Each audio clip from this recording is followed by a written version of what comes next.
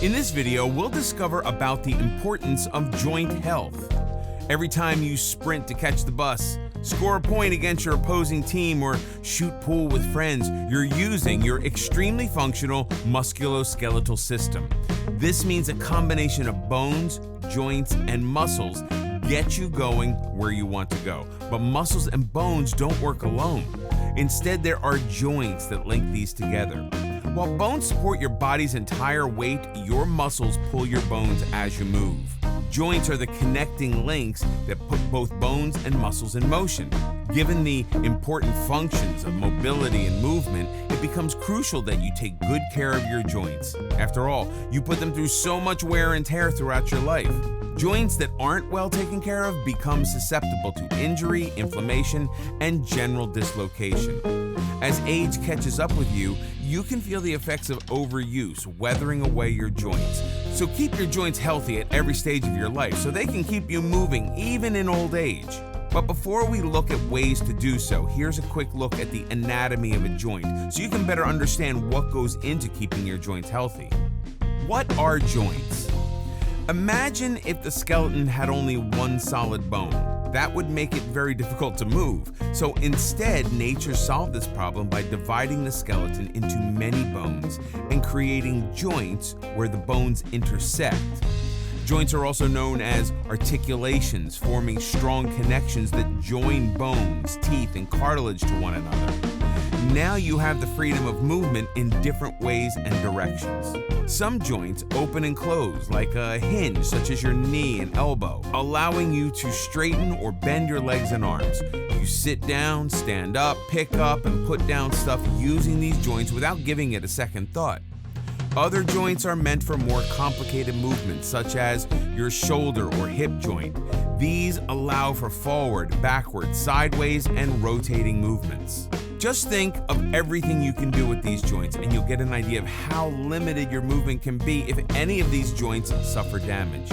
But not all these joints are created equal. For instance, while joints like the knees provide stability, others like the wrist, ankles, and hips let you move, glide, skip, or run.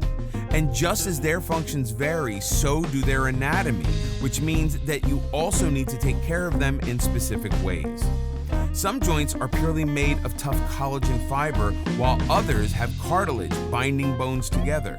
Yet others have something known as synovial fluid in between cartilage pads and the end of articulating bones. So while you may think that all joints can be maintained using the same methods, you may need to rethink your joint health strategy. Let's first take a look at the different types of joints found in the body before discussing how to take care of them. Types of joints and their functions.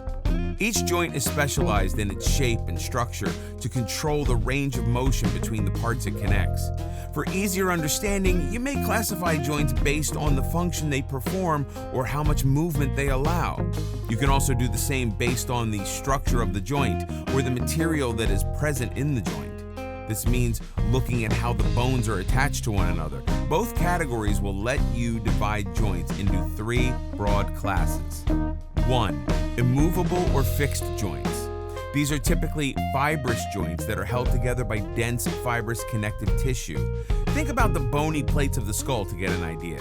There are links or joints between the edges of the plates made of fibrous tissue. The point is to make them immovable and protect the brain. 2. Slightly movable or cartilaginous joints. There are bones that are held together by cartilage and allow for some degree of movement. An example could be the spine, where each vertebra is linked by cartilage. With this arrangement, every vertebra moves in relation to the one above or below it, giving the spine its flexibility. This lets you bend forward, backward, or sideways without straining your back. 3. Freely movable or synovial joints.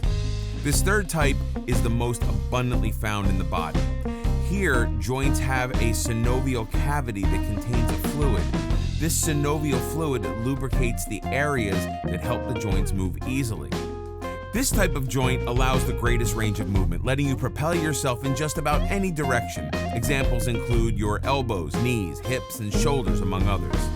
Synovial joints can further be divided into 6 types, including the following: hinge joints, such as the fingers and toes, ball and socket joints, such as the shoulders and hips, pivot joints, such as the neck, gliding joints, such as the wrist, saddle joints, such as the thumb, planar joints, such as the ankle. Healthy versus painful joints. Unlike many other health conditions where it's not always possible to detect early warning signs of wear and tear, your joints are a different story. In fact, one of the first places where you feel your age is in your joints. In most cases, joint tissues generally develop over time and can make it hard for you to get around in everyday life. When things are going well, you won't feel any discomfort or pain, but if your joints start to give way, you may experience some of the symptoms discussed here. The foremost among these is experiencing joint pain. This may mean you're exerting your joints too much or that you've already worn them out a fair bit. If your joints become sore or tender to touch, it could indicate possible internal inflammation. Remember that inflammation isn't always visible to the eye and may continue for a while internally before symptoms become apparent externally. Likewise, if you experience slow mobility and movement because your joints hurt, consider it another red flag. And if your joints offer little flexibility with reduced range of motion, you may want to get a professional's opinion. Another telltale sign of joint health deterioration is creaking joints. If you hear clicking, creaking, or cracking sounds, or feel that your joints grate every time you move, you should become concerned about possible joint damage. Plus, you should also beware of your joint health if you happen to be overweight. Among other things, excessive weight is also associated with increased inflammation, a leading cause of joint discomfort. If your work involves taxing your joints, such as lifting heavy objects or even sitting for prolonged periods, you can start to develop joint issues as well. And finally, if you or your family has had joint issues in the past, you may be more susceptible to developing certain joint-related conditions.